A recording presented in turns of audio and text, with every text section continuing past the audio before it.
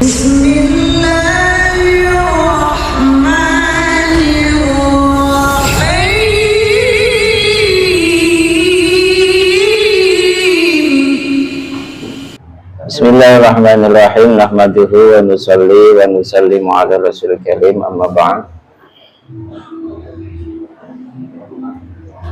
Ini yang keempat,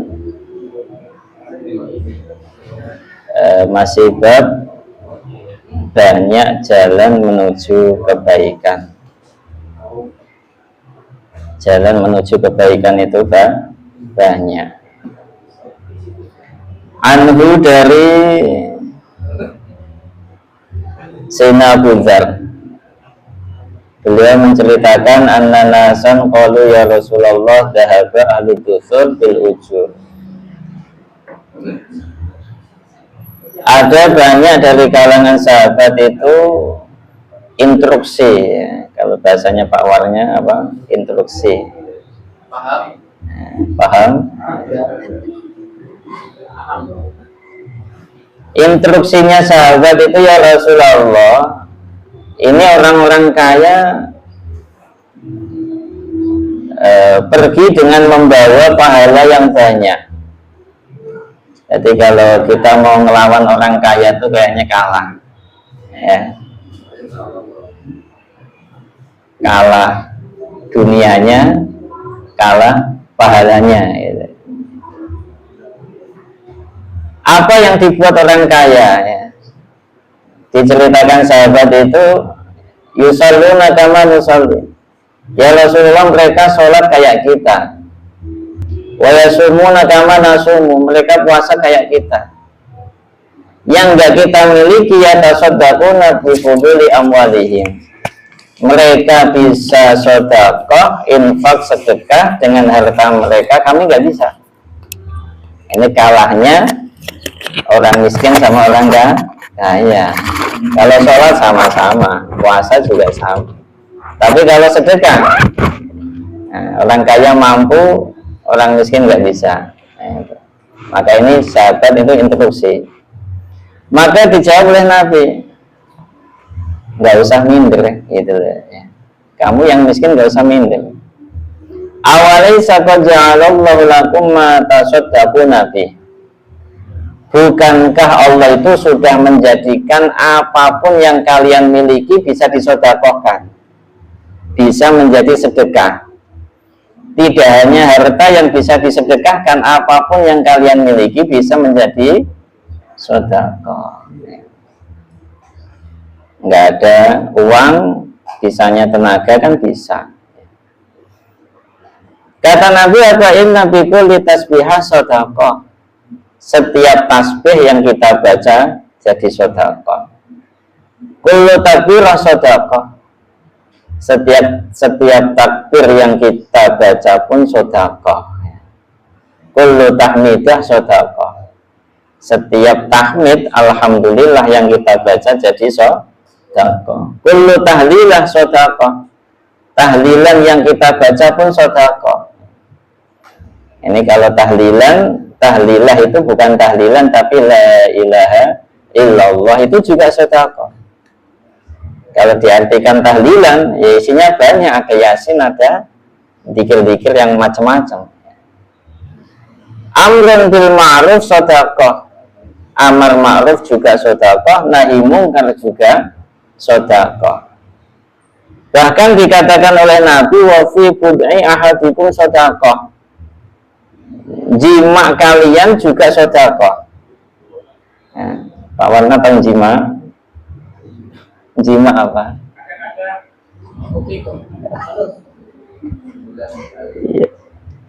Wa fi bud'i ahadikum sedekah. Istilah buduk itu bisa farji. Di dalam farjinya kalian itu juga sedekah. Zakar kalian itu sedekah. Kalau bahasanya anak kecil, burung kamu bisa jadi sedekah.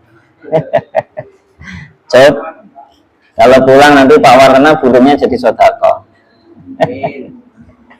Iya. Kalau sahabat berinstruksi lagi, ya Rasulullah, ayat ahaduna syahwatahu wa yakunu lahu fiha ajr. Kami mendatangi syahwatnya, menuruti hawa nafsunya, syahwatnya, yakunu lahu fiha ajrun. Itu ya jadi ada pahalanya ya Rasul. Jadi menaruh zakarnya atau farjinya di istrinya gitu loh. Maknanya kumpul sama istri itu jadi sedekah. Maka itu ditanyakan sahabat, masa gitu ya sedekah ya Rasul? Ada pahalanya. Maka dijawab oleh Nabi, ara'aitum law wada'aha fi haramin. Menurut kamu bagaimana kalau kamu itu melakukan zina? Dapat apa kira-kira? Akan alaihi wizrun, apakah dapat dosa apa enggak itu? Maka ketika orang itu berzina dapat dosa, ketika dilampiaskan dalam hal yang halal kepada istrinya itu lahu ajrun, dapat pahala. Gitu, ya. Keterangannya Nabi itu begitu, ya.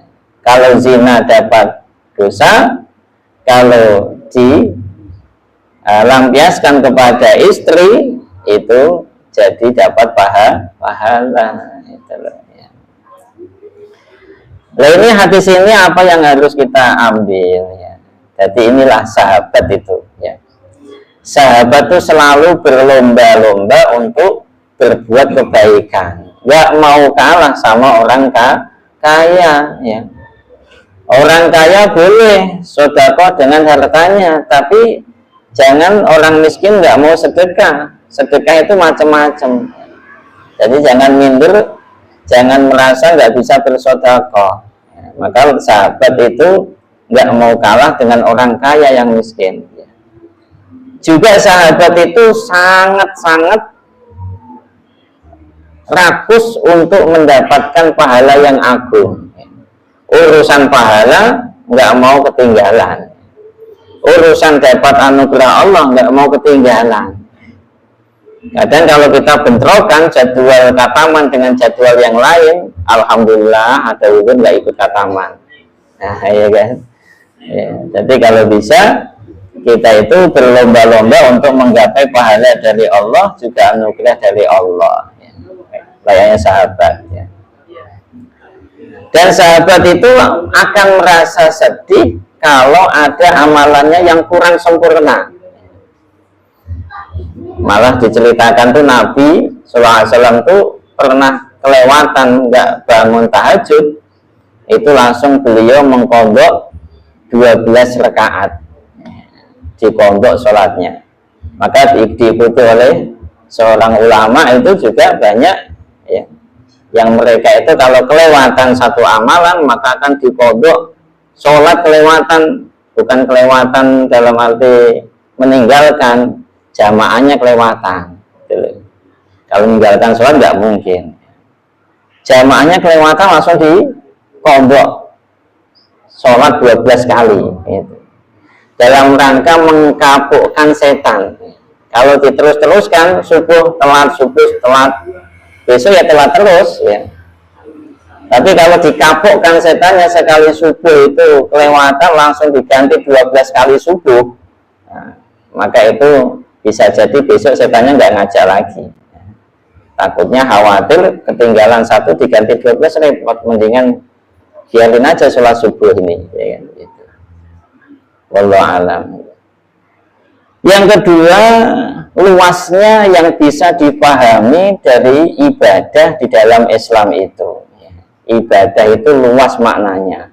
Semua amalan yang dikerjakan orang Islam dengan niat yang baik, maksud tujuan yang baik, itu semuanya bisa menjadi pahala, menjadi bernilai ibadah. Ya, apapun bentuknya, bahkan sampai amalan yang sudah biasa, yang bawaan dari kecil, itu pun akan bisa bernilai ibadah. Yang penting amalannya itu soleh, kemudian maksud tujuannya baik. Kemudian yujaru ala tarkil maksiyah kama yujaru ala fi'li ta'ah. Jadi meninggalkan maksiat itu bisa dinilai pahala kalau niatnya apa? Menjalankan ketaatan kepada Allah, menjalankan perintah Allah. Perintah Allah itu meninggalkan maksiat. Kalau kita meninggalkan maksiat itu diniati yang baik, mentaati Allah, menjalankan perintah Allah, itu bisa bernilai ibadah. Jadi apapun yang kita buat sekalipun itu hal yang sudah biasa, nampaknya bukan nilai ibadah, itu bisa bernilai ibadah. Kullu ma'rufin shadaqah. Setiap kebaikan apapun bentuknya itu bisa bernilai sedekah. Ya. Wallahu a'lam bishawab. Semoga manfaat barokah buat kita dan kita bisa jalankan dalam kehidupan kita. Al-Fatihah.